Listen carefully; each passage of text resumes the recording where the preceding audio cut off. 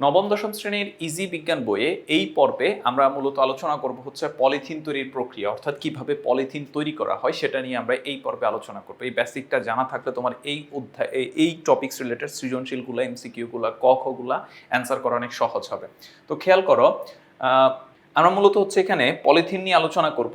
উচ্চ চাপ ও তাপের সাহায্যে পলিমারকরণ প্রক্রিয়ার মাধ্যমে হচ্ছে পলিথিন উৎপন্ন করা হয়।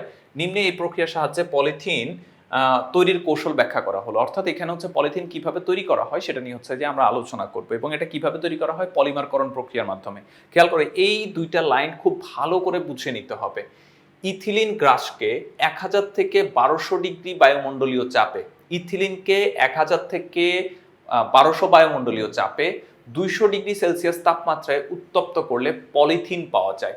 এক্ষেত্রে পলিমারকরণ প্রক্রিয়া দ্রুত করার জন্য প্রভাবক হিসেবে অক্সিজেন গ্যাস ব্যবহৃত হয়। পলিথিন তৈরির বিক্রিয়াটি হলো এই বিক্রিয়াটি মুখস্থ রাখলে, এই বিক্রিয়াটি হচ্ছে বুঝলে তোমার এই যে লাইনটা আছে এটা খুব তোমার ইজিলি মনে থাকবে। প্রথমে আমরা কথা একটু দেখে নিই যেখানে আমরা কি আলোচনা করতেছি। খেয়াল করে দেখো, প্রথম বিষয়টা হচ্ছে এখানে ইথিলিন থাকবে। ইথিলিন থেকে মূলত পলিথিন উৎপাদন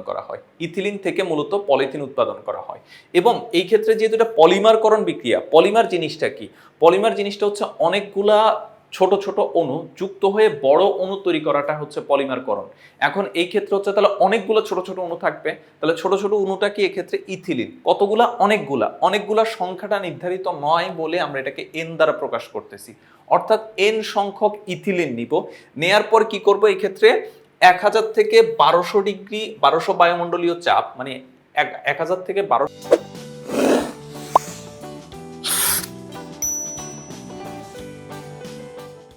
অ্যাটমসফিয়ার মানে হচ্ছে বায়ুমণ্ডলীয় চাপ, এবং 200 ডিগ্রি সেলসিয়াস তাপমাত্রা, এবং এটাকে দ্রুত করার জন্য প্রভাবক হিসেবে অক্সিজেন ব্যবহার করলে এই ক্ষেত্রে কি পাওয়া যাবে? পলিথিন পাওয়া যাবে। এবার দেখো, এটা তো কথাই লেখা ছিল, এবার বিক্রিয়াটা আমরা একটু খেয়াল করে দেখি। বিক্রিয়াটা হচ্ছে এই যে, এটা হচ্ছে ethylene, CH2 double bond CH2, এই যে ডাবল বন্ড CH2, এইটা হচ্ছে ইথিলিন। কতগুলা এন সংখ্যক ইথিলিন নিব। এক্ষেত্রে প্রভাবক হিসেবে ব্যবহার করব হচ্ছে অক্সিজেন, এবং 1000 থেকে 1200 বায়ুমণ্ডলীয় চাপ, সেই সাথে হচ্ছে 200 ডিগ্রি সেলসিয়াস তাপমাত্রা ইউজ করলে এখানে কি করবে? এখানে ঘটবে হচ্ছে এই যে মাঝখানে যে দুইটা বন্ধন আছে, একজন আরেকজনের সাথে দুইটা বন্ধন দিয়ে যুক্ত হচ্ছে, একটা বন্ধন ভেঙে যাবে। একটা বন্ধন যখন ভেঙে যাবে তাহলে এখানে কি হয়ে যাবে? CH2, এই যে single bond CH2 single bond CH2, এরকম হয়ে যাবে না? দুইটা ছিল একটা। এখন এই যে যেটা ভাঙছে সেটা কি হয়ে যাবে? সেটা এই পাশ দিয়ে একটু বের হয়ে যাবে, এই পাশ দিয়ে একটু বের হয়ে যাবে। এই যে মাঝখানেটা ধরো, মাঝখানে এরকম দুজন দুই হাত দিয়ে এরকম ধরে আছে, তো একটা হাত খুলে গেলে কি হবে? এই জনের এই যে এই হাতটা এইদিকে চলে যাবে, আর আরেক হাতটা হচ্ছে যে আরেকজনের এইদিকে চলে যাবে। এখানে তো দুজন দুই দিক থেকে এরকম ধরে রাখছে, তাহলে দুজনেরই একটা একটা করে হাত ছেড়ে দিছে, তাহলে একটা ধরা আছে, আর বাকি হাতটা হচ্ছে পিছনে চলে গেছে।